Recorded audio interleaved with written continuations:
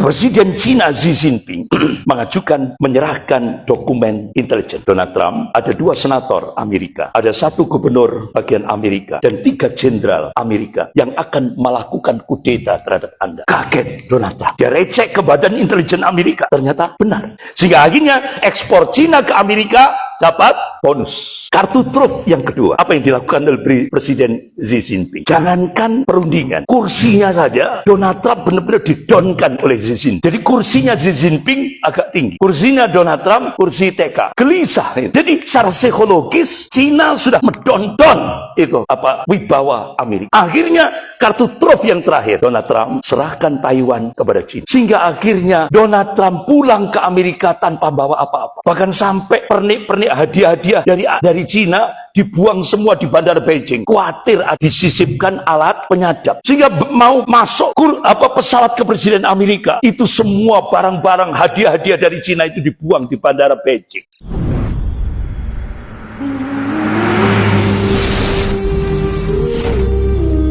Alhamdulillah, nahmaduhu wa nasta'inuhu wa nastaghfiruh. Wa na'udzu billahi min shururi anfusina wa min sayyiati a'malina.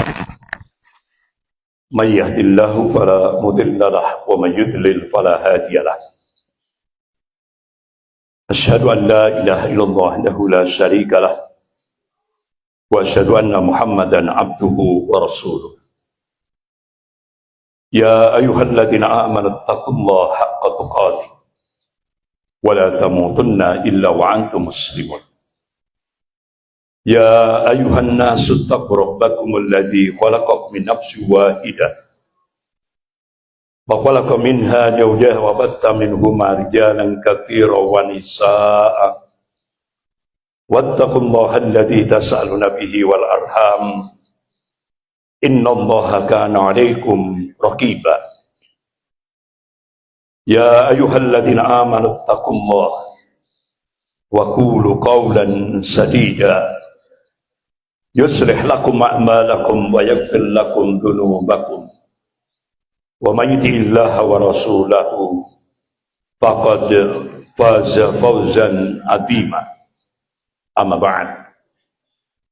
Fa inna asaqal hadis kitabullah wa khairul hadi hadi Muhammadin sallallahu alaihi wasallam wa syarrul umur muhdatsatuha wa kullu muhdatsatin bid'ah wa kullu bid'atin dhalalah wa kullu dhalalatin finnar. Yang dimuliakan oleh Allah, pimpinan Muhammadiyah cabang Pare beserta jajarannya, Ibu-ibu Aisyah cabang Pare beserta jajarannya, para tokoh, para sesepuh, bapak-bapak, ibu-ibu, ikhwani wa akhwatillah rahimakumullah. Puji dan syukur kita panjatkan kehadirat Allah Subhanahu wa taala yang atas rahmat, taufik serta hidayahnya kita masih diberikan ni'matul iman wal Islam. Semoga Allah Subhanahu wa taala senantiasa membimbing kita ke jalan yang lurus, yaitu jalan Shiratal Mustaqim. Dan semoga Allah Subhanahu wa taala senantiasa memberkahi dan merahmati kehidupan kita sampai kita menghadap kehadirat Allah penuh dengan ridho dan ampunannya. Amin ya rabbal alamin. Salawat serta salam semoga tetap tercurahkan pada Rasulullah sallallahu alaihi wasallam beserta keluarga, para sahabat, dan pengikutnya yang senantiasa istiqomah dalam memperjuangkan syariahnya, dalam menegakkan sunnah-sunnahnya, sebagaimana pemahaman para salafus saleh. Bapak-bapak, ibu-ibu yang dimuliakan Allah, pagi ini kita mengangkat satu tema menyongsong Sofatul Islamiyah Global, menyongsong kebangkitan Islam global. Bapak-bapak, ibu-ibu yang dimuliakan Allah, Allah Subhanahu wa taala memberikan tanbih dalam surah As-Saff ayat 8 sampai 9. A'udzubillahi minasyaitonir rajim. Yuriduna liyutfi'u nurallah biafwahihim wallahu mutimmu nurihi walau karihal kafirun. Huwallazi arsala rasulahu bil huda wa dinil haqq liyudhhirahu 'ala dini kulli walau karihal musyrikun. Mereka, kata Allah, orang-orang kafir ingin memadamkan cahaya agama Allah ini dengan mulut-mulut mereka, statement-statement mereka, media informasi mereka. Tapi Allah tetap meneguhkan agamanya ini, walaupun orang-orang kafir benci. Huwallazi arsala rasulahu bil huda wa dinil haqq.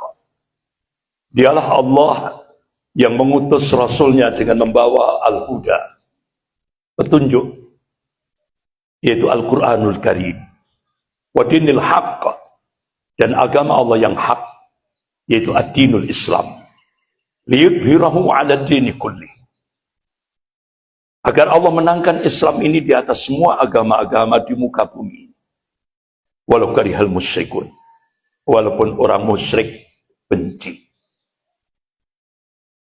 Jadi Allah yang menguasai rotasi alam jagat raya ini, Allah yang meninggikan langit tanpa tiang ini, memberikan busra, berita gembira, bahwa masa depan ada di tangan Islam. Sekali lagi, masa depan ada di tangan Islam. Itu pasti. Innallaha la yukhliful mi'ad. Allah tidak akan mengingkari janjinya. La tabdila di kalimatillah, tidak ada perubahan akan kalimat-kalimat Allah. Janji Allah pasti. Ini orang kafir saja percaya. Ya kan? Orang kafir itu percaya bahwa masa depan itu ada di tangan Islam. Nah, kalau orang Islam tidak percaya itu kebangetan. Ya kan? Ya kan? Ada pakar sejarah dari Britania, namanya Arnold Toynbee. Dia melakukan riset itu tahun 1954. Kemudian hasil risetnya dibukukan, bahkan jadi bestseller. Judulnya, sebentar, kok lupa saya.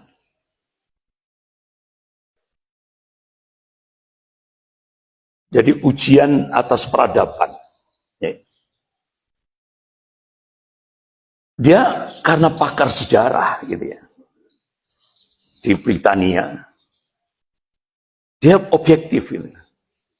Ya, jujur. Dia tulis, Islam pernah memimpin dunia ini sepanjang 1342 tahun. Jujur dia, objektif. Setelah itu muncul the Crusade, perang salib. Pertama hampir 200 tahun. Lanjut perang salib yang kedua hampir 600 tahun. Indonesia dapat jatah 350 tahun. Muncul lagi perang salib episode yang ketiga sampai sekarang. Nah, setelah itu dia menegaskan Islam akan kembali bangkit. Islam akan kembali bangkit memimpin dunia. Tapi di ujung tulisannya itu, dia masih menunjukkan bahwa dia itu seorang kafir yang kafah. Kafir yang kafah itu kan kafir yang kebenciannya terhadap Islam itu sudah sampai ke umbut-umbutnya, sampai di ubun-ubunnya. Jadi di akhir tulisannya itu dia berdoa, Semoga ini tidak terjadi. Nah itu. Jadi, walaupun dia pakar sejarah, dia objektif menulis itu, tapi dia masih menunjukkan di akhir tulisannya doa. Muga-muga rasido. Gitu. Jadi seperti itu. Arnold Toynbee. Ini. Civilization on trial. Gitu. Ya. Ujian atas peradaban. Gitu. Nah, jadi dia seorang kafir yang kafah, tapi dia percaya. Karena dia pakar sejarah, dia mempercayai bahwa masa depan itu ada di tangan Islam. Artinya Islam itu akan kembali memimpin dunia ini. Dan tanda-tanda itu sudah mulai nampak. Nah ini. Bapak-bapak, ibu-ibu yang dimuliakan Allah. Apalagi kalau kita kaitkan dengan hadis-hadis akhir zaman. Rasulullah mengabarkan dalam kitab Sahih Muslim bab Al-Fitan wa Asyratus Sa'ah. Nanti di akhir zaman, kata Rasulullah, ada 3 pasukan Islam. 1 di Syam, 1 di Irak, dan 1 di Yaman. Nah, sahabat Rasulullah SAW, beliau minta kepada Rasulullah, ya Rasulullah, pilihkan kami. Hanya Rasulullah mengarahkan pada sahabatnya, pilihlah Syam atau Yaman. Artinya, di akhir zaman nanti, ada 2 pasukan Islam yang ini sudah dipersiapkan oleh Allah Subhanahu wa Ta'ala. 1 di Syam dan 1 di Yaman. Nah, yang menjadi pertanyaan kita, kenapa Rasulullah SAW tidak mengarahkan para sahabatnya ke Irak? Nah, Bapak-bapak, ibu-ibu yang dimuliakan Allah, saat Rasulullah berada di Madinah Al-Munawwarah, beliau berdiri ke arah timur. Habis itu beliau menunjuk, telunjuknya ini, Rasulullah kata, di sana akan muncul kornus syaitan. Jadi di Irak itu, kata Rasulullah, tempat munculnya tanduk syaitan. Makanya kenapa Rasulullah tidak memberikan arahan kepada para sahabatnya di Irak? Artinya apa? Sumber fitnah akhir zaman, pusat kekacauan seluruh dunia berasal dari Irak. Iftirak, perpecahan kaum muslimin, sumbernya juga dari Irak. Nah, ini. Jadi ini hak. Apa yang disampaikan oleh Rasulullah itu hak. Nyata, empiris di lapangan. Nah, itu. Apalagi Allah sudah menegaskan dalam surah An-Najm ayat 3-4 itu. A'udzubillahi minasyaitonir rajim. Wa may yantiqu 'anil hawa in huwa illa wahyun yuha. Apa yang disampaikan oleh Rasulnya itu bukan ahwa, bukan hawa nafsu. Apa yang disampaikan oleh Rasulullah itu wahyu yang diwahyukan oleh Allah kepada Rasulnya, pasti terjadi. Coba sekarang kita lihat. Rasulullah kan milihkan sahabat, kalau enggak, pilihlah Syam atau Yaman. Nah sekarang Syam bergolak enggak? Bergolak. Yaman bergolak. Nah, ini. Apalagi sekarang Yaman sekarang benar-benar bergolak. Ya kan? Artinya Syiah Houthi ini benar-benar pemerintah Yaman baru tegas sekarang ini. Ya kan? Makanya bapak-bapak, ibu-ibu yang dimuliakan Allah, pakar-pakar intelijen dunia Islam itu sampai mengambil satu khulasah kesimpulan. Tidak pernah kita melihat orang Iran sesama orang Iran. Ini analisis pakar-pakar intelijen dunia Islam. Ini. Tapi yang terjadi, ketika Iran intervensi ke sebuah negara, contoh Lebanon, ya kan? Akhirnya Iran menciptakan milisi Syiah Hizbullah Lebanon yang dipimpin oleh Hasan Nasrullah. Terjadi hampir 30.000 terbunuh. Sesama orang Lebanon saling ketika intervensi Iran. Akhirnya para analis intelijen ini tadi mengatakan ini dampak daripada konsep doktrin wilayatul faqih, konsep imamah yang dimunculkan oleh yang pertama oleh Imam Khomeini. Ini coba kita bergeser ke Suriah, ya, ini kawasan Bilad Syam, bumi Syam, yaitu di Suriah. Di sana ada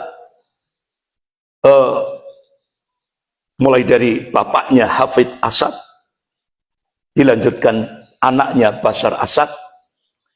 Dia punya keberagamannya itu Syiah Nusairiyah. Dari Syiah Nusairiyah itu dia menjadikan imam yang ke-11 Muhammad Al-Askari itu menjadi Tuhan. Yang bawa ajaran itu adalah Muhammad Numair, dijadikan nabi. Oleh karena itu Syekhul Islam Ibnu Taimiyah dalam kitabnya Minhajus Sunnah mengeluarkan fatwa Syiah Nusairiyah yang ada di Suriah itu lebih kafir daripada Yahudi dan Nasrani. Tegas itu, Syekhul Islam Ibnu Taimiyah. Nah, itu. Lebih kafir daripada Yahudi dan Nasrani. Itu Syiah Nusairiyah yang ada di ini. Dan benar Pak, ketika saya masuk ke Suriah, hampir 1,5 bulan, saya masuk ke Suriah. Itu kalau sholat Jum'ah, jangan harap kita mendengarkan khutbah Jum'ah itu masalah akidah. Jangan harap. Kalau ada seorang khatib Jum'ah di Suriah, itu dia menyampaikan tentang al-wala wal bara. Turun dari mimbar langsung masuk penjara. Itu. Apalagi dia membahas tentang kalimat tauhid, ya kan? Wah, itu sudah masuk penjara. Turun dari mimbar langsung payah. Jadi yang paling banyak pembahasan khotib Jum'ah di Suriah itu lebih banyak masalah toharoh, masalah yang ringan-ringan. Gitu. Bapak-bapak, ibu-ibu yang dimuliakan Allah. Kita bergeser ke Irak. Di Irak ya sama. Apa analis pakar-pakar intelijen dunia Islam? Benar. Begitu Iran masuk intervensi ke Irak, lahirlah milisi Syiah yang dipimpin oleh Muqtada Sadar. Apa yang terjadi? Sesama orang Irak saling bunuh. Hampir sama, Pak. Hampir 1 jutaan. Ya. Baik di Irak maupun di Suriah, hampir sama. Gitu. Apalagi ketika di Irak itu, bapak-bapak, ibu-ibu yang dimuliakan Allah, Amerika, Israel, ya, Iran kerjasama, dan Amerika merangkul 37 negara sekutunya untuk menghancurkan negara berdaulat yang dipimpin oleh Saddam Hussein. 2003. Ya kan dulu 8 tahun ketika Khomeini bercita-cita untuk ekspansi ke Irak, ya kan, itu hampir berapa yang terbunuh. Kemudian lanjut lagi, ya kan, yaitu antara Amerika, Israel, dan Iran ditambah 37 negara sekutunya. Ya. Dengan modal apa? Fitnah yang dikembangkan oleh Presiden Amerika George W. Bush. Dia menuduh Saddam Hussein menyimpan senjata pemusnah massal. Sampai akhirnya Saddam Hussein berhasil ditangkap oleh tentara Amerika. Singkat cerita, dieksekusi mati, hukuman gantung. Begitu juga di Yaman. Di Yaman, ketika Iran memunculkan milisi Syiah Houthi, sampai sekarang kan, sekarang bergolak ini Houthi. Jadi kesimpulannya, pakar-pakar intelijen dunia Islam, dampak daripada konsep doktrin wilayatul faqih yang dikembangkan oleh imam-imam Syiah di beberapa daerah-daerah Timur Tengah ini tadi, ini jadi kesimpulannya pertumpahan darah di Timur Tengah itu dampak daripada konsep wilayatul faqih atau doktrin Syiah Imamiyah. Dan Indonesia hampir terjadi. Kapan? 2017. 2017. Makanya pada saat itu Presiden Amerika namanya Barack Obama, dia mengatakan Syiah itu senjata baru Amerika untuk melemahkan dunia Islam. Sehingga akhirnya akhir 2017 Dinas Intelijen Rahasia Amerika Serikat CIA memasukkan 3.000 pemuda-pemuda Syiah Iran dan Afghanistan masuk ke Indonesia. 250 ditaruh di Balikpapan.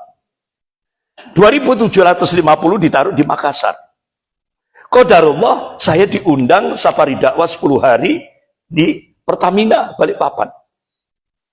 Alhamdulillah, ini kesempatan emas bagi saya. Saya minta bantuan panitia untuk mengantarkan tempat penampungan pemuda-pemuda Syiah Iran, Afghanistan.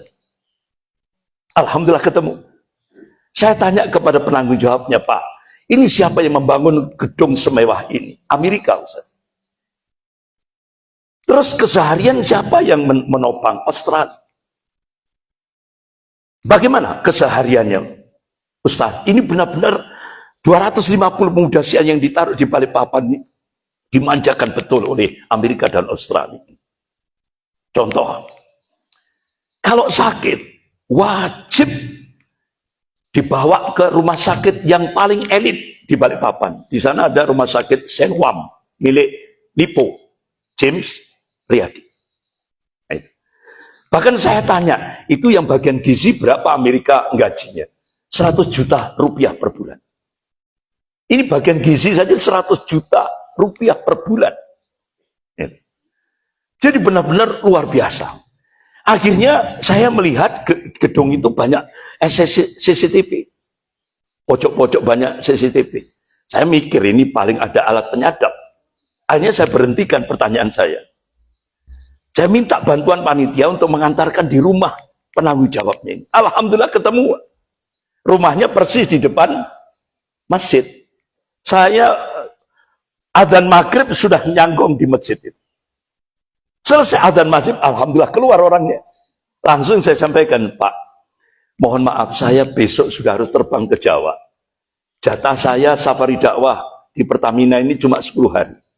Pertanyaan saya terakhir, kira-kira apa maksudnya Amerika mendatangkan 3.000 pemuda Syiah Iran, Afghanistan ke Indonesia? Ustaz, Amerika memaksa Indonesia untuk memberikan suaka politik. Ada apa? Endingnya apa?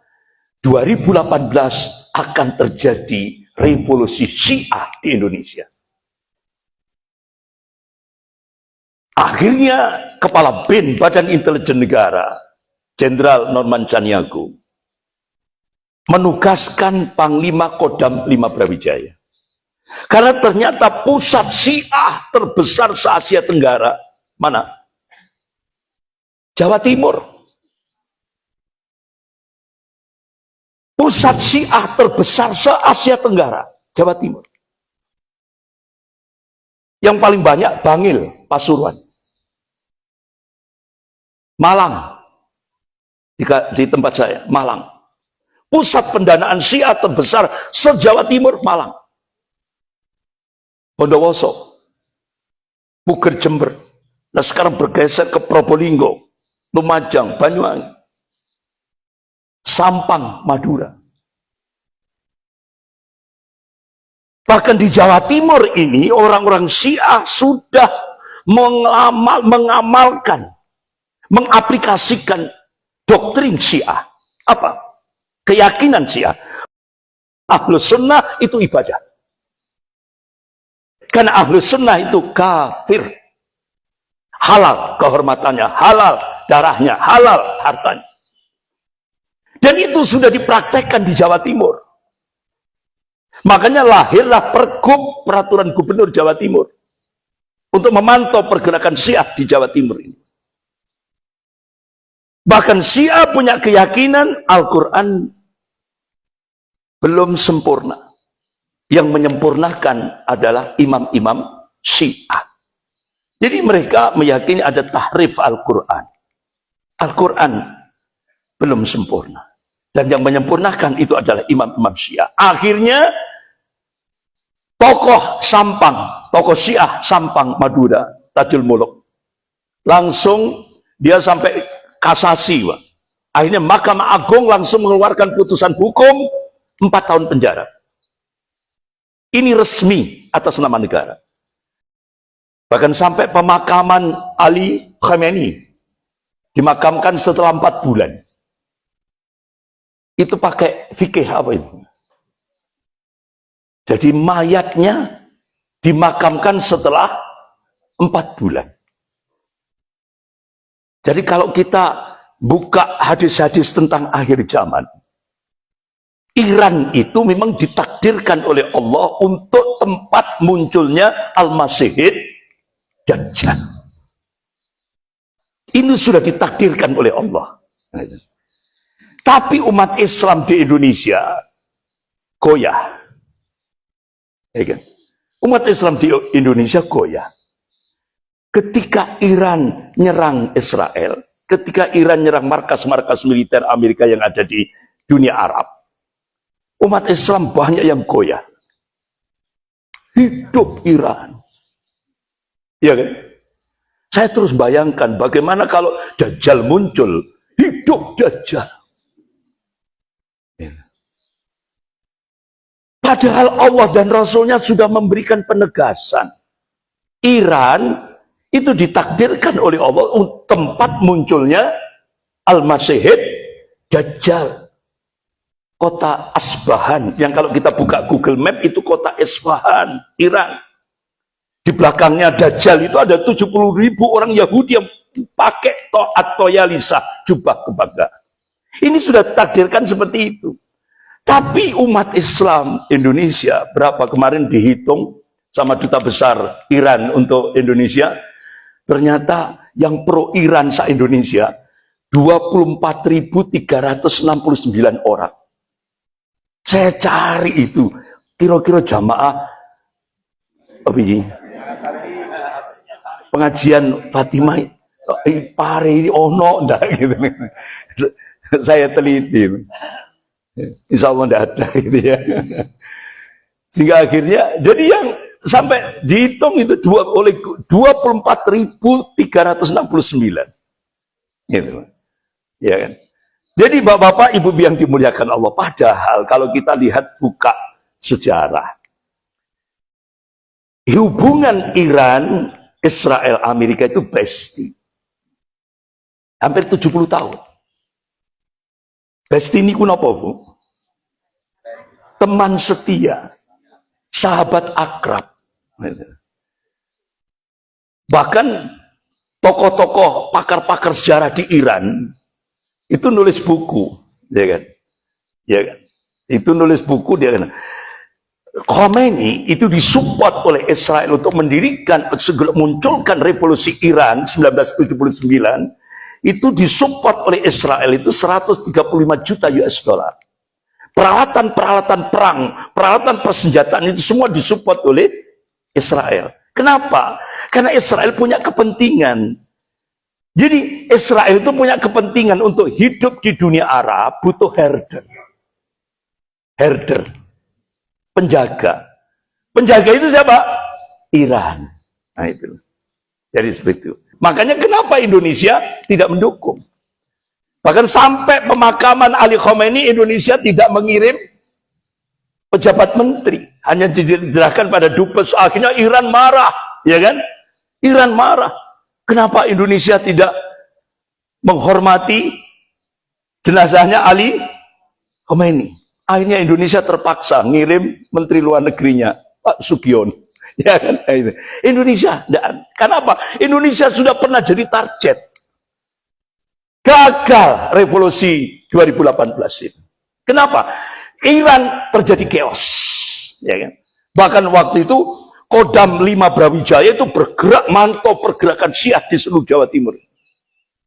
Langsung dari Kodam 5 Brawijaya, Korem bergerak semuanya, Kodim-kodim seluruh Jawa Timur bergerak semuanya. Alhamdulillah, di Iran terjadi chaos, gagallah revolusi Syiah tahun 2018 yang dimotori oleh Jalaluddin Rahmat sama Umar Shahab yang itu pernah gitu. Jadi Umar Shahab itu diundang di gedung PP Muhammadiyah. Waktu itu diundang, monggo kalian sampaikan akidah sampean. Kepingin pimpinan pusat Muhammadiyah itu mendengar langsung dari tokoh Syiah yang masuk di Ahlul Bait Indonesia API. Itu pimpinannya itu Umar Shahab. Hanya ngomong, Ali bin Abi Thalib radhiyallahu an itu perwujudan Allah di muka bumi. Akhirnya pimpinan pusat Muhammadiyah paham, oh ini akidahnya. Dia hulu berlebihan terhadap Ali bin Abi Thalib. Jadi Ali itu perwujudan Allah, kata orang Syiah. Tokoh Syiah di Indonesia, Ahlul Bait Indonesia, Umar Shahab. Jadi di Indonesia itu ada dua organisasi Syiah, yaitu Ahlul Bait Indonesia API yang dipimpin oleh Umar Shahab. Ini struktural, jalurnya Indonesia, Iran. Kalau Ijabi, Ikatan Jamaah Ahlul Bait Indonesia, itu dipimpin oleh Jalaluddin Rahmat. Itu non-struktural. Jadi dia lebih banyak arahnya ke Lebanon, yang dipimpin oleh Hasan Nasrullah. Makanya jangan kaget, 150 pemuda Syiah seluruh Jawa Timur itu digembleng oleh Ali Mahdi di Jember, Puger Jember, dilatih. Jadi Ali Mahdi ini nyusup ke Angkatan Laut, setelah itu pensiun dini. Dia ngambil ilmunya, ya kan?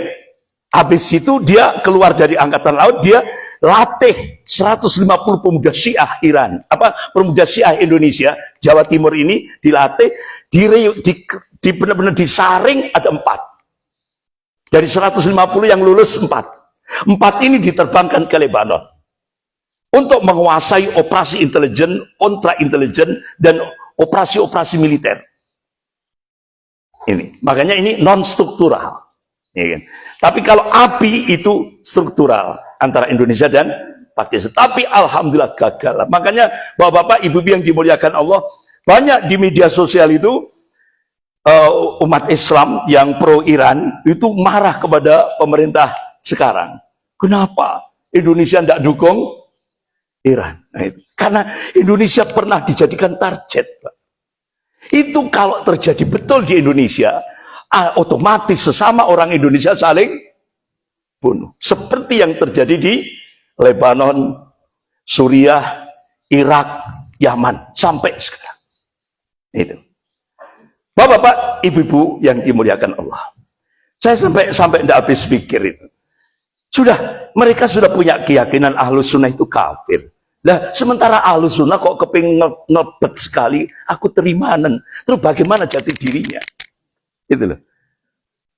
Sementara Ahlus Sunnah kok kepingin diterima sama Syiah. Gimana harga dirinya itu? Itu loh. Ini kejadian kemarin. Jadi bapak-bapak, ibu yang dimuliakan Allah, padahal Rasulullah itu sudah menegaskan, siapa yang nanti dipersiapkan oleh Allah untuk menghancurkan bangsa Yahudi sehancur-hancurnya. Siapa nanti yang dipersiapkan oleh Allah untuk membebaskan Masjidil Aqsa. Itu sudah jelas. Bisa kita buka dalam surah Al-Isra ayat 7. Ini nas, pasti. Gitu. A'udzubillahi minasyaitonir rajim. Fa idza ja'a wa'dul akhirah. Apabila datang hukuman Allah yang terakhir bagi bangsa Yahudi. Kalangan mufasir, ahli-ahli tafsir menafsirkan saat itulah Allah akan munculkan at-taifah al-mansurah. Kelompok yang akan ditolong oleh Allah. Kelompok yang akan dimenangkan oleh Allah. Sampai sahabat tanya, ya Rasulullah, wa aina hum? Di mana keberadaan mereka ya Rasulullah? qala bi Baitul Maqdis wa akna bil Baitul Maqdis. Ini hadis sahih rawahu Ahmad. Jadi Allah persiapkan itu di mana? Baitul Maqdis, Palestina. Itu, Pak. Jadi yang dipersiapkan oleh Allah untuk menghancurkan bangsa Yahudi sehancur-hancurnya, Allah munculkan dari Palestina, bukan Iran. Kenapa kita tidak mau taat kepada apa yang sudah dikabarkan oleh Allah dan Rasulnya? Kita hanya kena propaganda, ya kan? Kita korban propaganda. Wah, ini hidup Iran. Ternyata Iran satu-satunya negara yang bisa berani, ya kan? Ternyata itu sandiwara. Itu high politik tingkat tinggi yang dimainkan oleh Iran, Amerika, dan Israel. Karena mereka ini bestie hampir 70 tahun. Itu di Malang itu sempat saya ditanya oleh jamaah, Pak. Karena jamaah ini ngeyel, Pak. Wangel tuturannya. Ya. Jadi saya ditanya, Ustadz, tadi Ustadz mengatakan bahwa kenapa dari bestie kok berubah jadi musuh? Ya kan? Dari bestie, dari teman setia, sahabat akrab selama 70 tahun, kok berubah jadi musuh? Dan saya katakan itu makar Allah. Wa makar Allah, wallahu khairul makirin. Mereka membuat makar, tapi Allah balas makar mereka. Dan Allah sebaik-baik pembuat makar. Ya kan? Nah, ini makar Allah. Ustaz, benar makar Allah. Tapi saya sebagai seorang manusia, tunjukkan ada sebab dan akibat. Tapi ya masuk akal gitu loh. Saya terpikir, wah ini masuk akal juga gitu loh. Jadi pertanyaannya ini maton gitu loh. Itulah kenapa akhirnya Iran diperbolehkan oleh hukum internasional untuk melakukan balas dendam. Boleh enggak? Boleh. Karena kan 4 kali tadi sebabnya tadi. Sebab akibat. Akhirnya Iran diperbolehkan melakukan balas dendam, dimanfaatkan oleh Cina. Sehingga hanya rudal-rudal balistik Iran yang ditembakkan ke Israel dan ditembakkan ke markas-markas militer Amerika di negara Teluk, itu semua disupport dari Cina. Kenapa tembakan Iran ke markas militer Amerika yang ada di negara Teluk kok presisi? Apa presisi? Tepat. Tidak melenceng.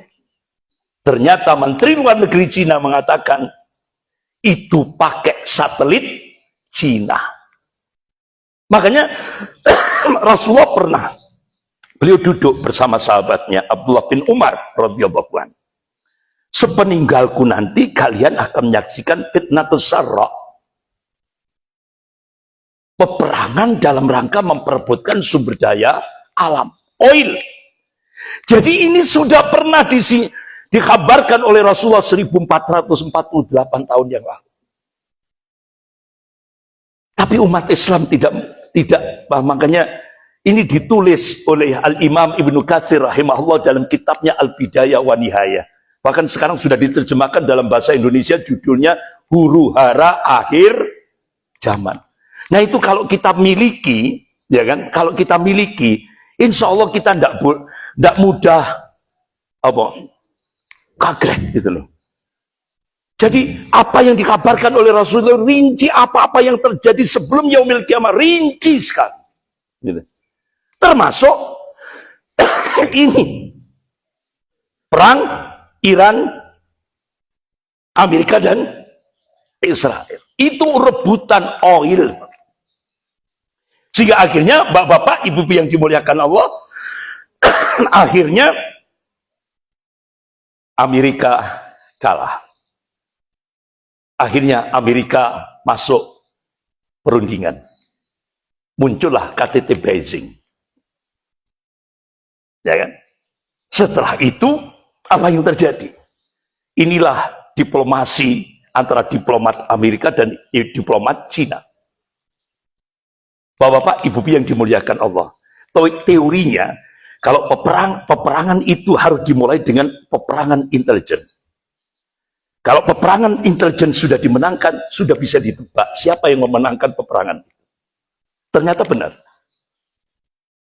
Begitu dalam meja perundingan di KTT Beijing itu, Presiden Cina Xi Jinping mengajukan menyerahkan dokumen intelijen.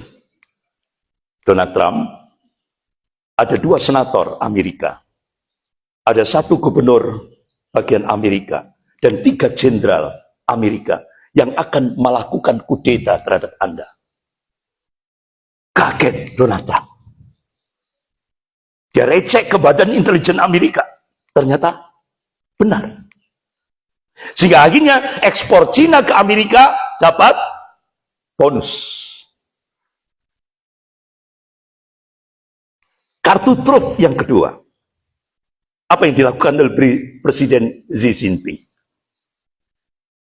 Jangankan perundingan, kursinya saja Donald Trump benar-benar didonkan oleh Xi Jinping. Jadi kursinya Xi Jinping agak tinggi. Kursinya Donald Trump, kursi TK. Gelisah itu. Jadi secara psikologis, Cina sudah medon itu wibawa Amerika. Akhirnya kartu truf yang terakhir. Donald Trump serahkan Taiwan kepada Cina. Apa yang terjadi? Akhirnya Donald Trump menyerahkan Taiwan, pada Taiwan itu selama ini disupport oleh Amerika. Persenjataan canggih Taiwan itu dari Amerika. Akhirnya karena kalah perang, akhirnya Taiwan diserahkan pada Cina tanpa peperangan. Selesai. Sehingga akhirnya Donald Trump pulang ke Amerika tanpa bawa apa-apa. Bahkan sampai pernik-pernik hadiah-hadiah dari Cina dibuang semua di bandara Beijing. Khawatir disisipkan alat penyadap. Sehingga mau masuk pesawat kepresidenan Amerika, itu semua barang-barang hadiah-hadiah dari Cina itu dibuang di bandara Beijing. Gitu loh. Akhirnya otomatis selesai KTT Beijing, Amerika dan Iran wajib bergencatan senjata. Ditandatanganilah di Swiss. Semua permintaan Iran lolos. Artinya diserahkan oleh Amerika. Tambah 1. Iran dapat hadiah. Berapa? 300 miliar US dollar. Berarti Amerika tetap ingin menjadikan Iran menjadi bestie untuk mengendalikan negara-negara teluk. Itu loh. Tidak ada satupun perjanjian antara Amerika dan Iran pembelaan terhadap Palestina. Jadi kemarin tuh dunia Islam kena prank oleh Iran. Ditipu, itu takiyah. Itu high politik tingkat tinggi.